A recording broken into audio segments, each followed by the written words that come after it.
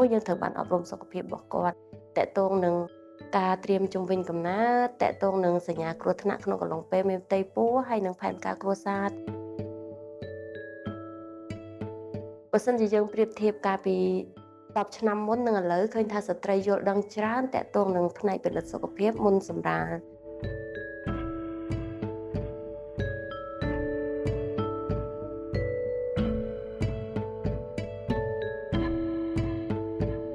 ដើម្បីឲ្យម្ដាយនិងកូនមានសុខភាពល្អក្នុងកំឡុងពេលមានផ្ទៃពោះ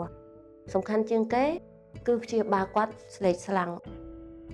អញ្ចឹងក្នុងកំឡុងពេលត្រីមាសដំបូងនឹងជាតិដែកយើងអាចជួយគាត់ច្រើនណាស់តកតងនឹងកោសិជួសជុលកោសិកាកូនដែលបាត់បង់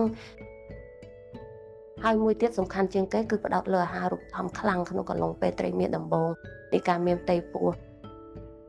នៅពេលដែលគាត់មានសញ្ញាគ្រោះថ្នាក់តើយើងគួរត្រូវធ្វើម៉េចប្រសិនជាស្ត្រីក្នុងកំឡុងពេលមានផ្ទៃពោះគាត់មានសញ្ញាគ្រោះថ្នាក់តកតងនឹងអេក្លឹមស៊ីយើងបញ្ជូនទៅមន្ទីរពេទ្យហើយគ្រប់ស្ត្រីដែលយើងបញ្ជូនទៅហ្នឹងគឺគាត់ភាគច្រើនមានសុខភាពល្អនៅពេលដែលគាត់ត្រឡប់មកវិញការព្យាបាលរបស់ពួកគាត់គឺជោគជ័យ